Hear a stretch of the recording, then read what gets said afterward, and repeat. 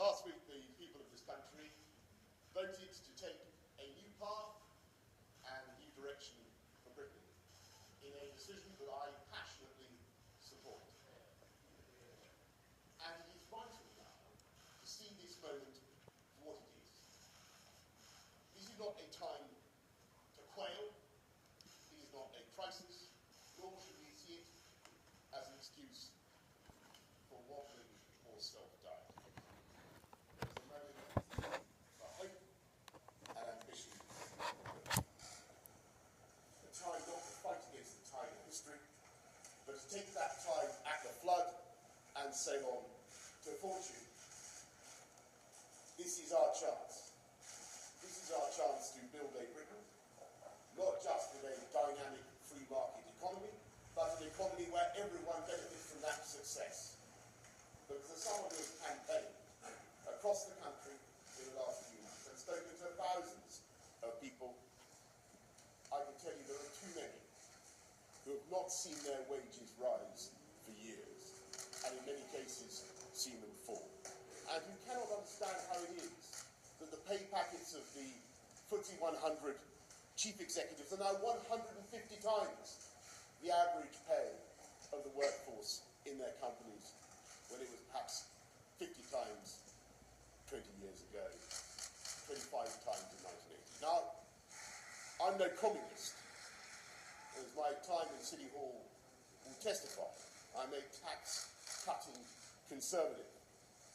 But I want a capitalism that is fairer to those forgotten people, where we invest in the potential of every young person so that they have the skills and the confidence to take advantage of what this country has to offer. And this is our chance to learn the lessons of that referendum campaign.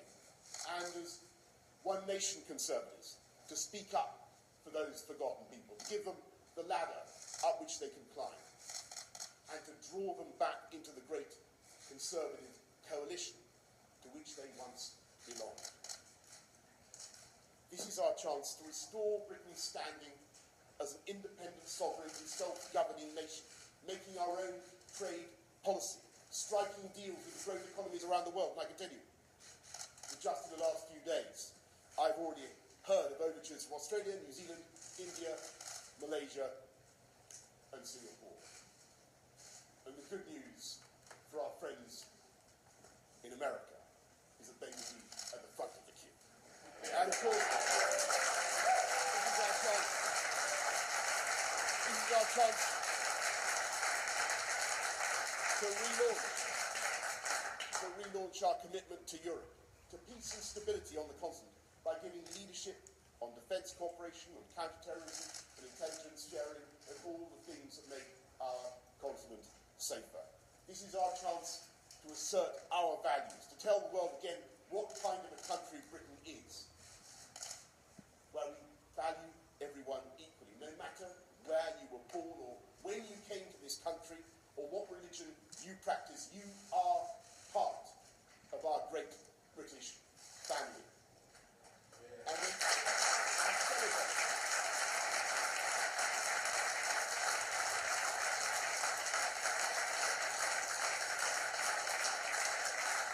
celebrate the contribution made by people who have come to this country to make it better and richer, whether it is points in the City of London or anaesthetists in the NHS, a country where every person, regardless of their sexuality, can get married and find fulfilment. A freedom that must rank as one of the finest of David Cameron's many fine achievements.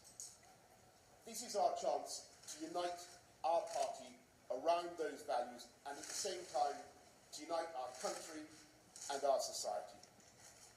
And it is vital now in the Conservative Party that we bring together everybody who campaigned so hard both for the Remain and the Leave sides. And I would like to see the most talented and capable men and women in our party uniting to take the country forward. And when I think of the progress that I want this country to make, and hope this country will make, I cannot help but think of how London has been transformed over the last few decades, from relative stagnation to to the most dynamic urban economy in Europe. And I'm immensely proud of what my team achieved at City Hall over the last 8 years, in which we did everything we could to break down the barriers that restrain the poorest in society and to fuel the engines of social mobility. We brought down crime by almost 20%, the murder rate down by half, bus crime down by 50%, obviously crime committed on buses rather than crime committed by buses, because I think the has been more or less wholly eradicated. We cut deaths by fire by 50% and brought down road traffic accidents to the lowest ever level. And when you think how crime and fire and RTAs disproportionately fall on the poorest sectors of our society, I think you can see those reductions as a victory for social justice.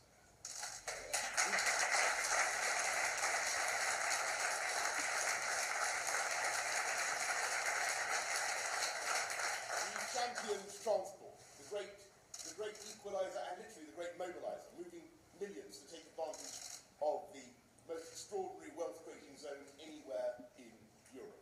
And also liberating the development of hitherto inaccessible brownfield sites so that we were able to build a record number of affordable homes, more than 100,000, and to regenerate huge parts of East London. And I'm proud to say that when I left office last month, there were 44,000 sites in this city under construction, more than any time in the history of London.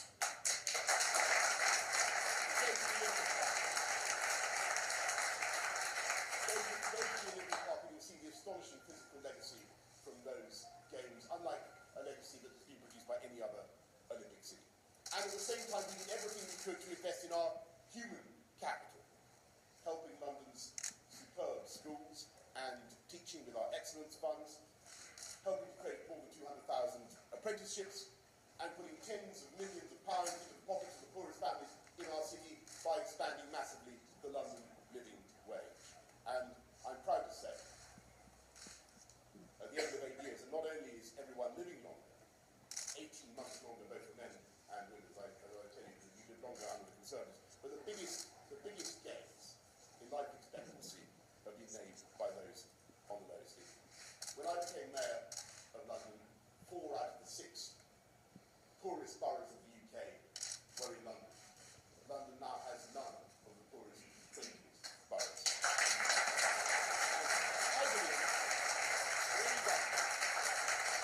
is time for any government to invest in the infrastructure and to pursue the fiscal devolution agenda to ensure that London's success is replicated, as it increasingly is in the towns and cities across the UK. And I will not pretend that everything has always been rosy. Things are sometimes tough, even in the greatest city on earth. And I've led the capital through riots and blizzards and strikes and terrorist attack. And every time we have bounced back and gone from strength to strength. I treasure a cover of Time magazine from 8 years ago, which had a picture of various famous London buildings being engulfed by the waves. London sinking was the headline. Well, I looked at our capital today, still the #1 financial centre, the greatest tech hub in this hemisphere, the #1 tourist destination on earth. More people, more visitors going to the British Museum, I'm told, than go to the whole of Belgium. Not that I have anything against Brussels, as you know. The prophets of doom were wrong then, and they are wrong now.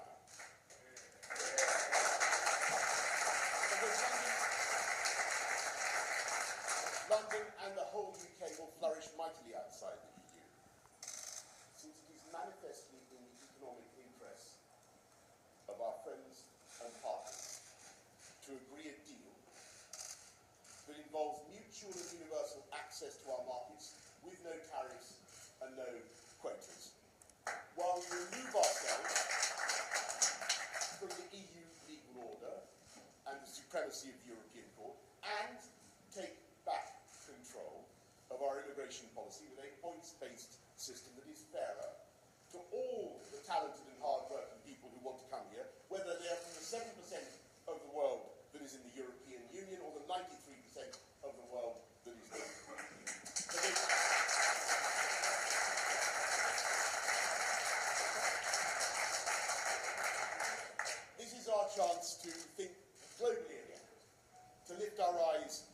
horizon to bring our unique British voice and values, powerful, humane, progressive, to the great global forums without being elbowed aside by a supranational body.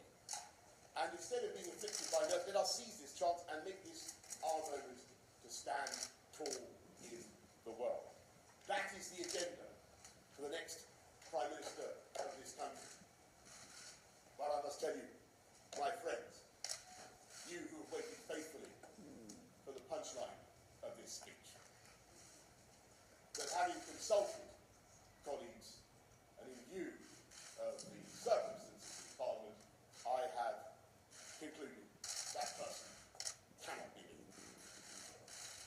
My role will be to give every possible support to the next Conservative administration to make sure that we properly fulfil the mandate of the people that was delivered at the referendum and to champion the agenda I believe in. To stick up for the forgotten people of this country. And if we do so, if we invest in our children and improve their life chances, if we continue to fuel the engines of social mobility, if we build on the great reforming legacy of David Cameron, if we invest in our infrastructure and if we follow a sensible, moderate, one-nation, conservative approach that is simultaneously